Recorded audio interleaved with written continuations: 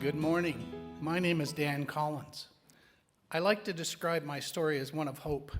Hope because of scientists who never gave up, who were determined to turn the tables on cancer and to create a better chance of survival for patients like me.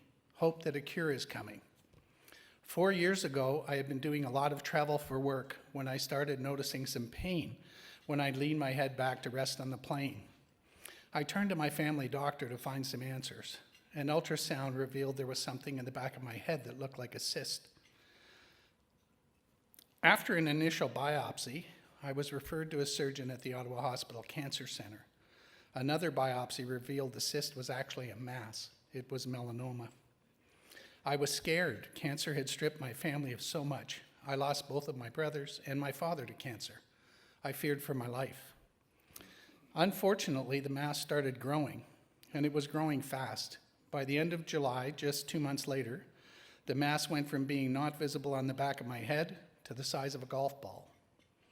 My surgical oncologist, Dr. Stephanie Obaseki Johnson, initially wanted to shrink the tumor before surgery to remove it. However, the mass was growing too quickly. There was no time to wait. On August 11th, I had surgery that lasted most of the day. When it was over, I had 25 staples and 38 stitches in the back of my head. As I recovered, I was reminded of a saying I once heard: never be ashamed of your scars. It just means you were stronger than whatever tried to hurt you.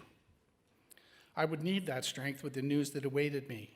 Only 2 weeks later, the mass was back. My doctors also discovered a mass in my right lung and shadows in the lining of my belly. I had stage 4 cancer.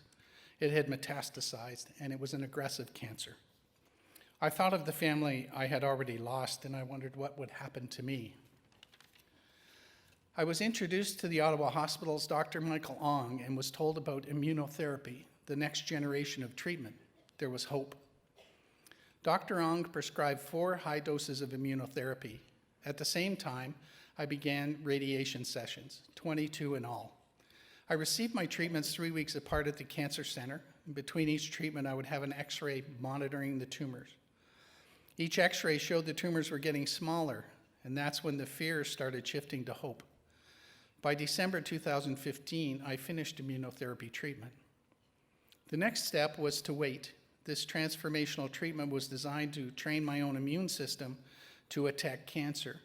We would have to be patient to see if my system would do just that. While the shadows in my stomach lining had shrunk, the mass in my lung had not. That's when Dr. Ong prescribed another immunotherapy drug that would require 24 treatments. Yes, there were other options. I learned from him that we've gone from having an extremely lethal cancer where there weren't many options to many different effective therapies for melanoma. In fact, 2/3 of the patients, the cancer shrinks and the effects tend to stay with them for a long time. According to Dr. Ong, 4 years later, patients in this group are still responding and still alive because of this immunotherapy treatment. I had my last immunotherapy treatment in September 2017. Today, there is no sign of cancer in my body. When I think back to the day of my diagnosis, I remember wondering if I was going to die. But thanks to the research, and thanks to people like you who support research, I'm alive. I never could have imagined it.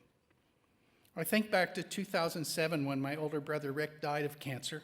At the time he was treated, his doctor asked if he would participate in a research study. The doctor told him directly this would not help him, but it would help somebody in the future. I like to think that maybe he had a hand in helping me out today. Maybe he helped me survive. One thing I do know is that research was a game changer for me. Thank you.